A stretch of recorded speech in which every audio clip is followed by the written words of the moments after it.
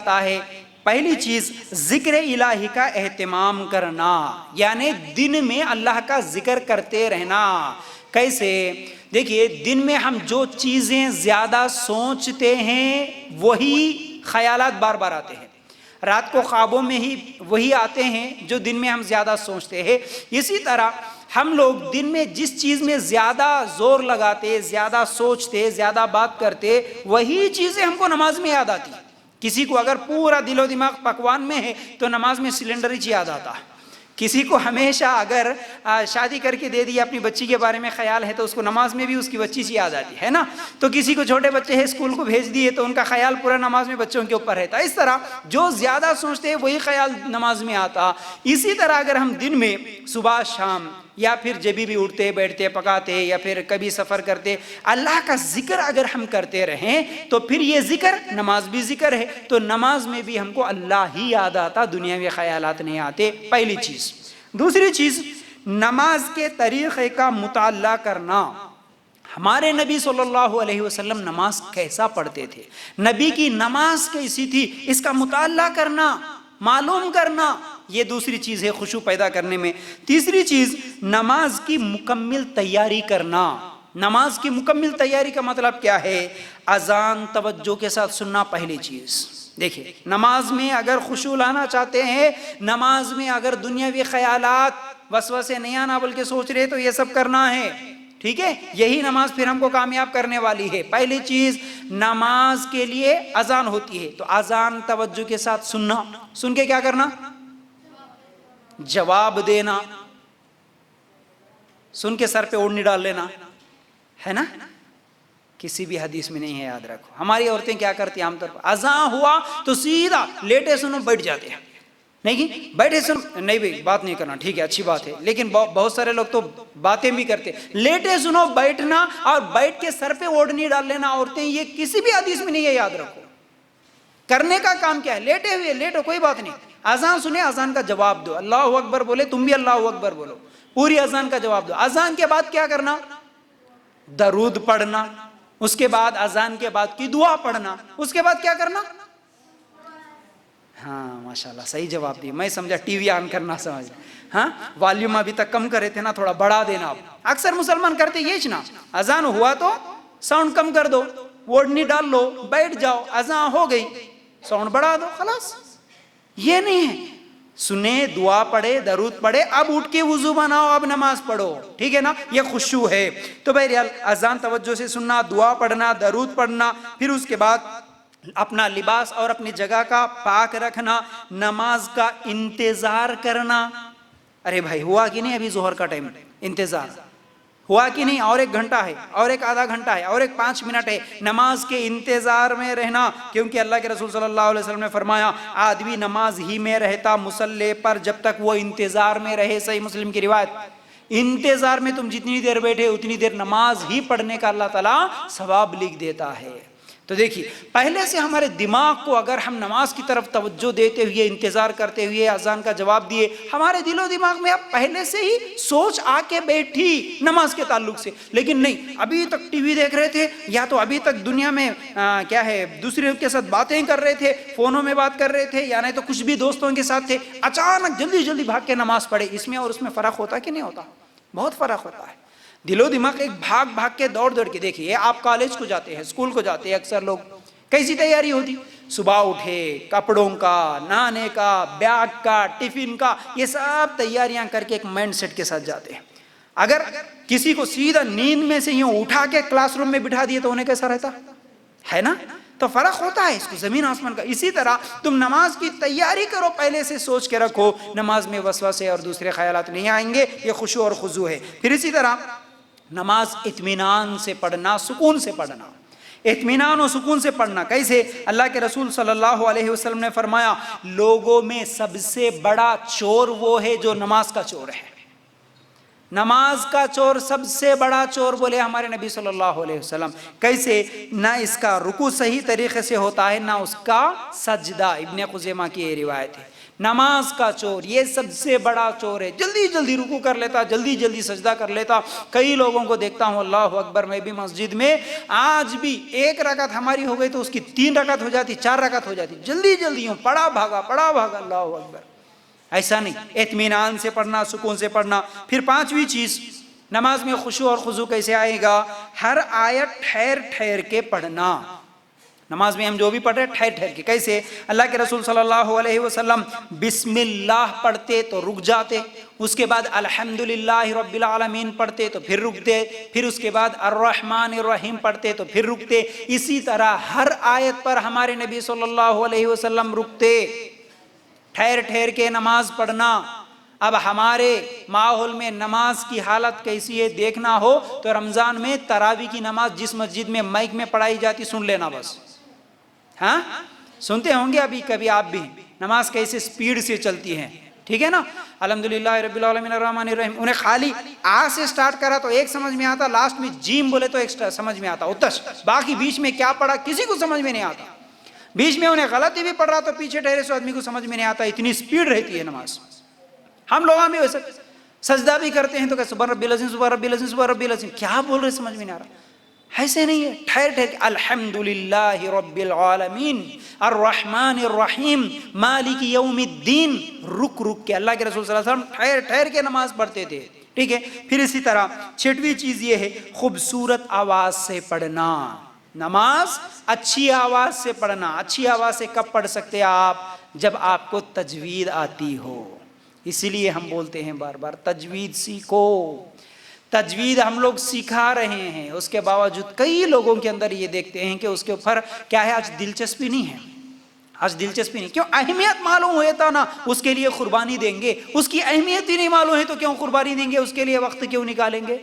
ہاں دنیا میں دیکھیے, خالی اگر ہم ایگزام لکھتے ہیں تو ہمارے کلاس ٹیچر بھی اگر ہم کوئی چیز ہوم ورک وغیرہ دیتے ہیں تو کیا کرتے ہیں جی, جس کا صرف رائٹنگ اچھا ہوتا ہے اس سے دل خوش ہوتا ہے. ٹیچر کا ہو یا پھر ہم کو ہی دیکھنے والوں کو ہی کیا ہوتا ہے, دل خوش صرف رائٹنگ سے. ایک سنگر گاتا ہے تو کئی کمپٹیشنز ہوتے ہیں, اس میں کس کو پرائز منی ملتا ہے؟ جس کی آواز سب سے زیادہ اچھی ہوتی ہے. ٹھیک ہے. آدمیوں میں بھی ہم بات بھی کرتے ہیں کسی سے جو میٹھی آواز میں بات کرتا, اچھی آواز میں بات کرتا, اس کو ہم پسند کرتے. لیکن اگر کوئی ہمیشہ غصے سے بات کرے, ہاں ہوں بولے, ہم کیا اس کو پسند کرتے؟ نہیں نا. اسی طرح قرآن پڑھو آپ, وہ بھی نماز میں پڑھ رہے, آپ جتنی اچھی آواز میں پڑھیں گے اللہ تعالیٰ اتنی ہی زیادہ اس کو کیا ہے پسند کرے گا.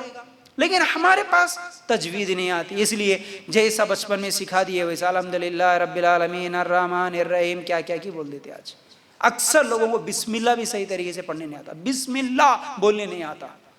تو اس لیے تجوید سیکھو, خوش آوازی کے ساتھ پڑھو.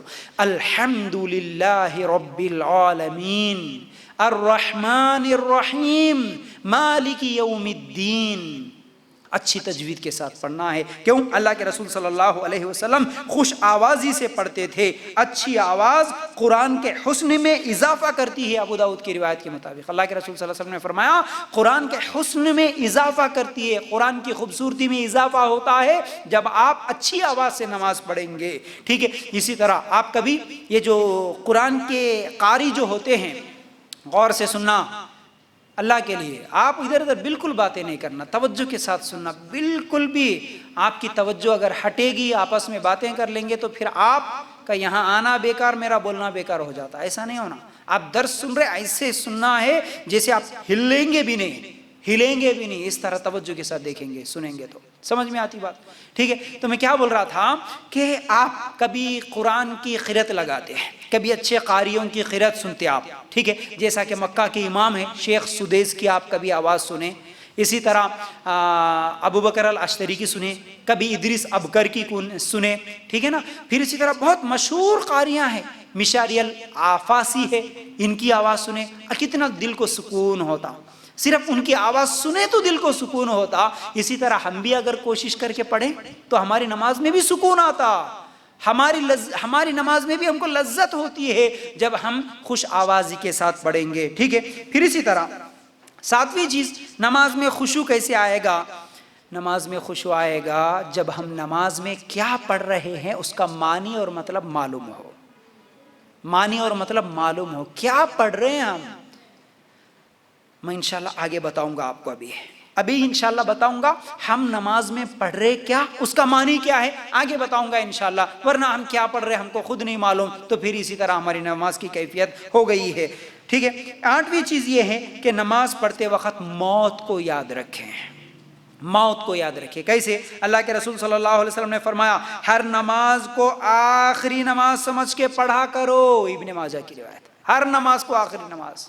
شاید ابھی میں اگر ظہر پڑھا عصر تک میں زندہ رہوں گا یا نہیں رہوں گا، یہ خیال جس کے اندر ہو اس کے اندر پھر دنیاوی خیالات نہیں آ سکتے.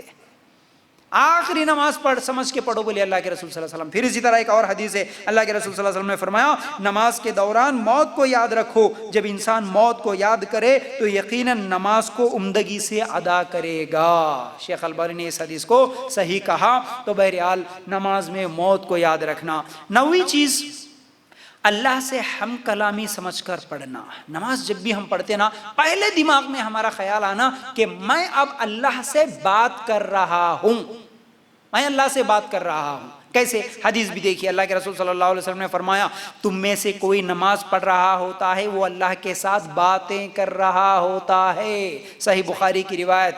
حقیقت میں نماز میں کیا ہے؟ اللہ کی تعریف ہی تو ہے، تو اللہ سے بات کرنا ہے.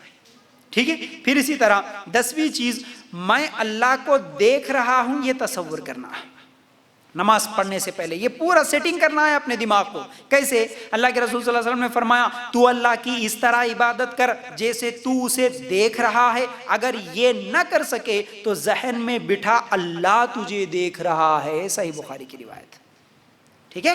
جیسے ہی مصلی کے پاس جاتے پہلے خیال یہ ہونا میں اب اللہ سے بات کرنے جا رہا ہوں اور میں اللہ کو دیکھ رہا ہوں. اگر اتنی طاقت نہیں ہے تو ٹھیک ہے اللہ مجھے دیکھ رہا ہے، یہ خیال ذہن میں ہو تو پھر نماز میں خیالات نہیں آئیں گے. پھر اسی طرح خشوع کی فضیلت اور اہمیت کو یاد کرنا، معلوم کرنا. اگر میں خشوع خضوع کے ساتھ نماز پڑھوں گا تو اس کی فضیلت کیا ہے، اس کا فائدہ کیا ہونے والا ہے، یہ معلوم کرنا ہے. جیسا کہ میں سورہ مومنون کی آیتیں پڑھایا، خشوع سے نماز پڑھیں گے تو اللہ تعالیٰ جنت میں جگہ دے گا. پھر اسی طرح خشوع سے نماز پڑھیں گے تو اللہ گناہوں کو معاف کرے گا. صحیح بخاری کی روایت. پھر اسی طرح نماز میں خشوع کیسے آئے گا؟ جب ہم خاشعین کی نماز پر غور کریں گے. خاشعین کا مطلب جو خشوع سے نماز پڑھتے ان کے واقعات پر غور کریں. کیسے؟ ہمارے نبی صلی اللہ علیہ وسلم کیسے نماز پڑھتے تھے، ہمارے صحابہ نماز کیسے پڑھتے تھے، کیسا ڈرتے تھے نماز پڑھتے وقت، ان کی حالت کیسی تھی، یہ ہم کو غور کرنا ہے. اللہ کے رسول صلی اللہ علیہ وسلم نماز پڑھتے تو پیروں میں ورم آ جاتا تھا، ایسی نماز تھی. ٹھیک ہے. ایسی نماز ہم کو بھی غور کرنا ہے. پھر اسی طرح اللہ سے شیطان کی پناہ مانگنا. کیسے؟ اللہ کے رسول صلی اللہ علیہ وسلم نے فرمایا نماز میں اگر شیطان آیا تمہارے دماغ میں وسوسے ڈال رہا، کوئی دوسرے خیالات لا رہا، تو اللہ کے رسول صلی اللہ علیہ وسلم نے کیا فرمایا اعوذ باللہ من الشیطان الرجیم پڑھ کر بائیں طرف تھتکار دو، تھو تھو تھو اس طرح بولو. نماز میں اگر وسوسے آئے تو اس طرح اعوذ باللہ پڑھو، شیطان بھاگ جاتا، تمہارے خیالات ختم ہو جائیں گے انشاءاللہ. ٹھیک ہے. تو یہ 13ویں چیز ہے. اب 14ویں چیز یہ ہے خبر جہنم قیامت کے حالات پر غور کرنا، رونا نماز میں. اب جب نماز میں ہم کیا پڑھ رہے معلوم ہوا تو نا ہم کو جہنم کے بارے میں کبھی آیتیں آئے تو رونا آئے گا. قیامت کے تعلق سے، خبر کے تعلق سے کچھ واقعات ہم لوگوں کے ذہن میں آئے تو ہم کو رونا آئے. ڈر ہو کب ہوگا یہ؟ جب معنی مطلب معلوم ہو. کیوں؟ اللہ کے رسول صلی اللہ علیہ وسلم جب نماز پڑھتے تو ایسا روتے جیسے چولہے پہ ہنڈیاں ابلنے کی آواز آتی، ویسی آواز آتی تھی. اور ایسے کئی صحابہ کے ہم واقعات سنے نماز میں روتے تھے، لیکن ہماری زندگی میں کبھی رونا نہیں آیا. نماز میں ہم کو پریشانی آتی ہے تو رونا آتا ہے. کئی مرتبہ بولتا ہوں میں، پچھلے ہفتے لیکچر بھی تھا میرا اس پر. رونا دنیاوی چیزوں پہ تو رونا بہت جلدی آتا بھائی، نماز پڑھتے ہوئے ایک بار روئے کیا؟ ایک بار. یہ اپنے آپ سے سوال کرنا. اور نماز میں دنیا کے پریشانیوں کو یاد کر کے رونا نہیں، نماز میں آخرت کو یاد کر کے رونا، اپنے گناہوں کو یاد کر کے رونا، اللہ کو یاد کر کے رونا، یہ نماز میں خشوع لاتی ہے. پھر اسی طرح 15ویں چیز آخری بات یہ ہے نماز کی فضیلتوں کو بھی ذہن میں رکھنا.